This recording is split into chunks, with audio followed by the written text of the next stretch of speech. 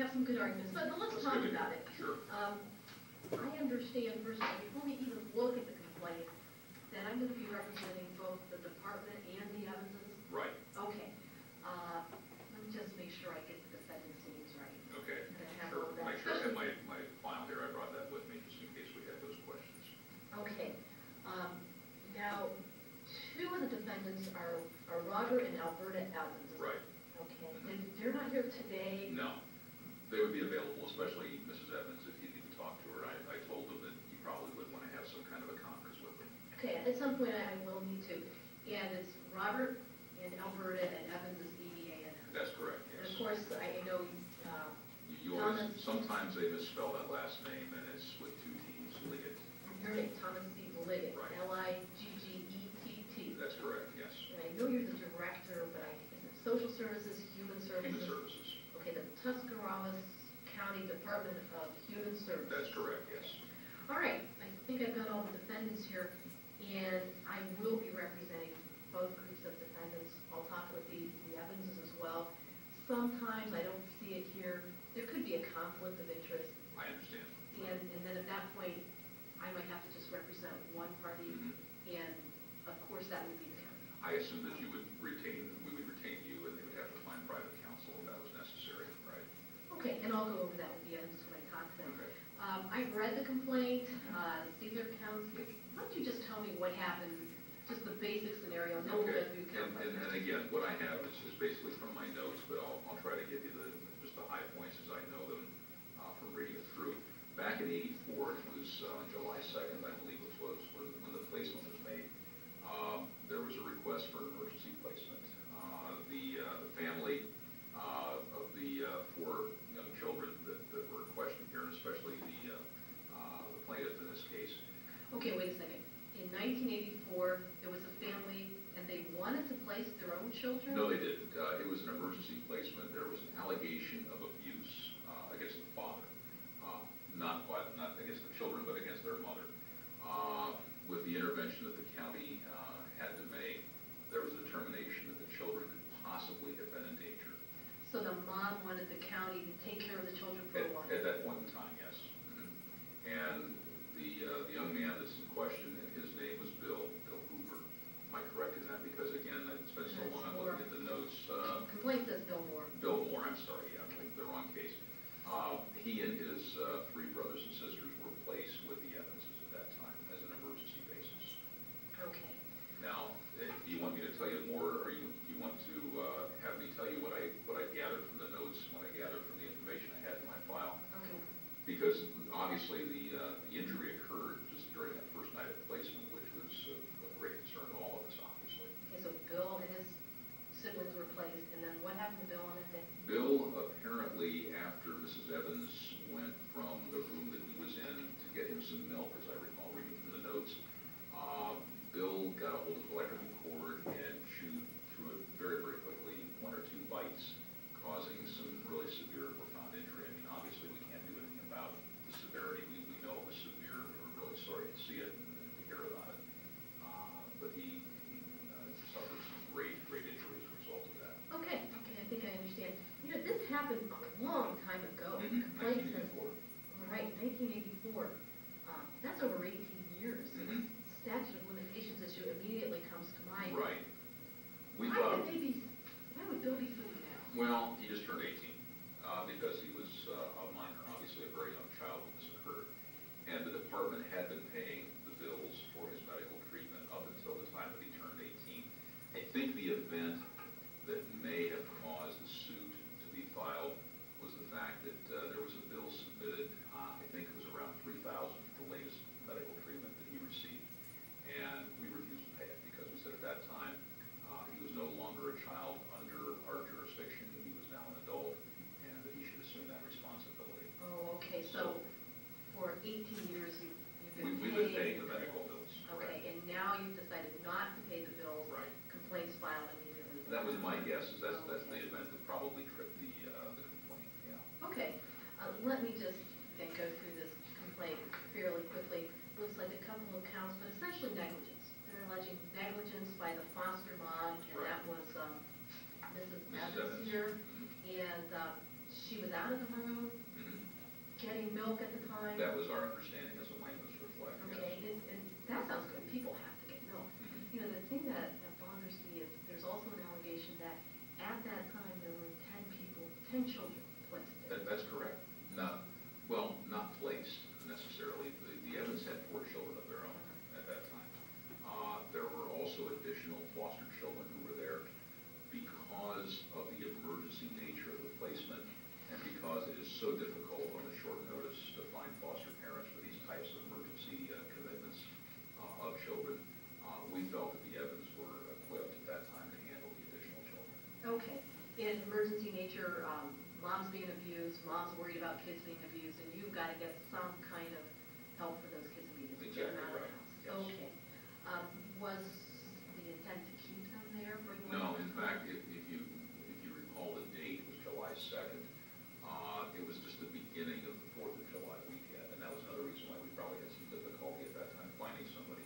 It was our intent that immediately after the holiday was over, which would be the 4th of July itself, we were planning on placing at least 2 of the children elsewhere to relieve that burden on Mrs. Evans and the family.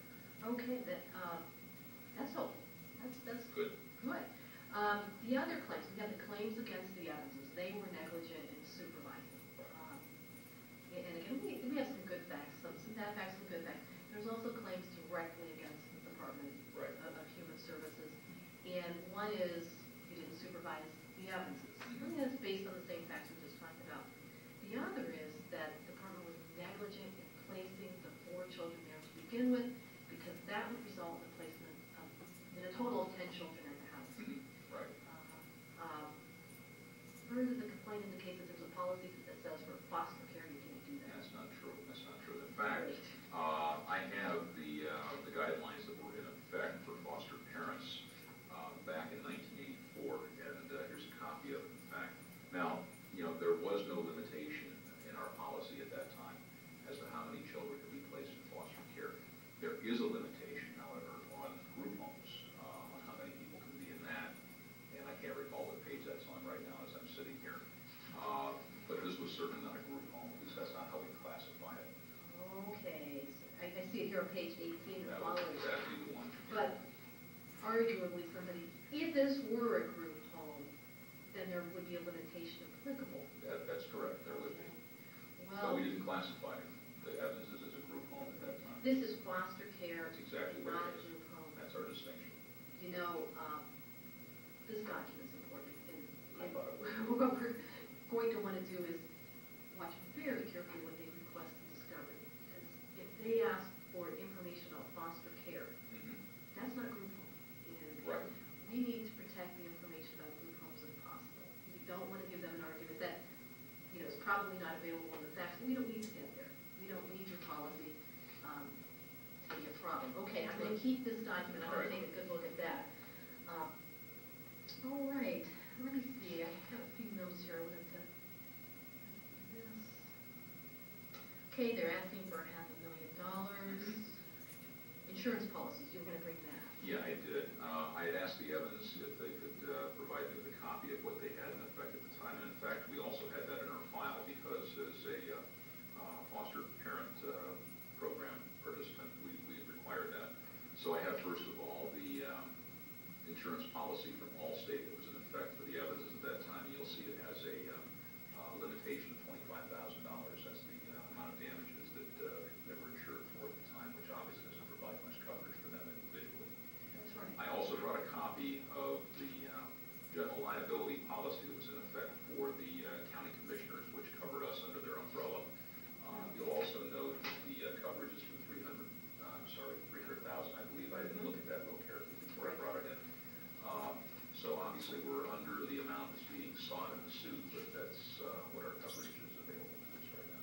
That's the insurance. And then the county is They're obviously. obviously self-insured after that point, whatever would be a judgment if that would occur. Okay. All right. Any other facts that you have for me at this time? I think that based upon what we just talked about with, what insurance we had, what our policies were, what I recalled from my notes, or from the notes at least that were in the file regarding this case, and the fact that we did pay medical bills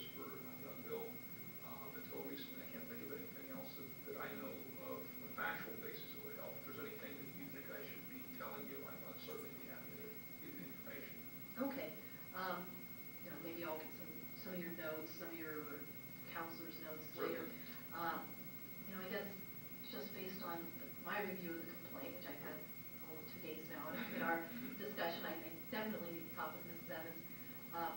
I still think there's room for to be encouraged here. Good. We have some good facts, Good. some emergency situations.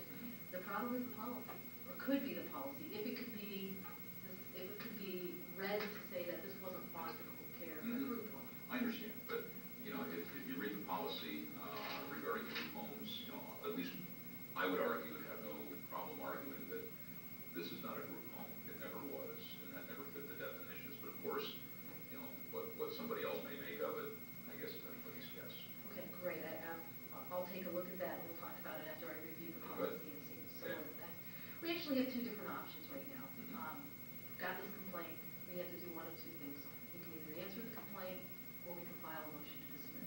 If we answer, we're just saying, okay, here's what we say about the facts, and we essentially deny most of it. We have to admit what is true in there, then we go forward with the case, and we defend the case. The other is filing a motion to dismiss, and that essentially says to the court, That sounds like a good option to me. right, this case shouldn't be here at all. Right. I think we have two grounds to do that.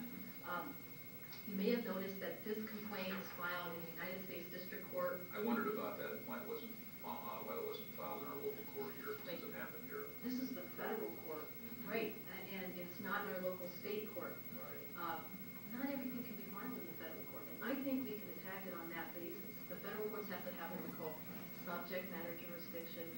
They can only hear certain things, and certainly claims based on federal law. This is pretty much a straightforward negligence, state law, Ohio negligence case. So this isn't federal law. The other major way is if it's based on state law, and the citizens are from two different states. Now, we've got that ostensibly. Yeah, I thought so too, but that looked at where they live now. Right, Bill is in Kentucky. Right. Bill is going to a school for, I guess they call it a school for speech, and because he's got a speech impairment related to this injury. Right. He's there now. Everybody else, of course, in Ohio, the county is through Mrs. Evans. But it's not enough that they're just living there. They have to be residing there and intend to stay there indefinitely. Okay. Further, it's the plaintiff's burden to prove that. So my thought is the fact that Bill is in Kentucky now going to school doesn't show that he's there and intends to stay there indefinitely. So he may still be a citizen of Ohio. And I'd like to move to dismiss for lack of subject matter jurisdiction. Very smart. Right. The case doesn't go away, but it goes back to state court. And, you know, Is there a reason why we want it to be back in state court then? in this case, yes. I mean, typically defendants would like to be in federal court because we think the judges maybe are more competent. But in this case, this is going to go to a jury if it goes to trial at all. And our state court juries are much more, So these would all be people from Tuscarawas County then? I understand that. much less likely to give a big damage award. If it goes to the federal court, where it is right now, the jury comes from Cuyahoga, Stark, Summit counties, more willing to give a big verdict. So I think we try to first thing, just try to get it back to state court. That's a win for us right there. And second thing, I'm not sure, I need to do a little more research on this, but we may have a 12B6 motion to dismiss for failure to state a claim. Oh, that's okay. A case going, I just had to take that call.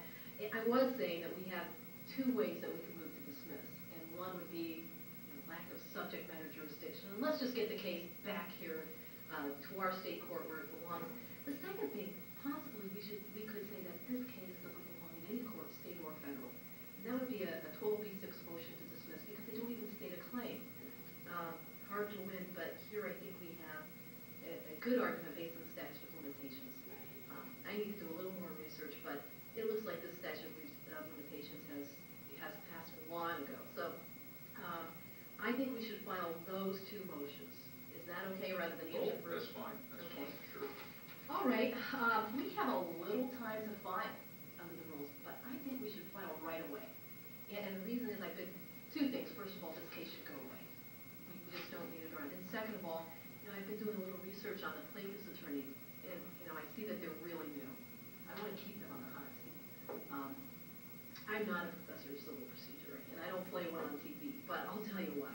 I know that I learned my motion practice here, on the job. And I don't think this attorney knows much about motion practice, and I think they might be a little scared if they get a quick motion back. Very good. Yeah, and so anyway, I think that's what we should do. One question, do you want to review do the motion before I file it. I'm gonna file it Thursday or Friday. Just for my own education, I think that would be great if I could do that. Obviously, I don't know, what goes into it and how to do it, but at the same time, yeah, I'd like to see what it consists of, and if you want me to check, if there's any facts in there you want me to verify, I can certainly do that too. Absolutely, that would be great. So, based on my wanting to file this quickly, will you be in Wednesday, Thursday, Friday?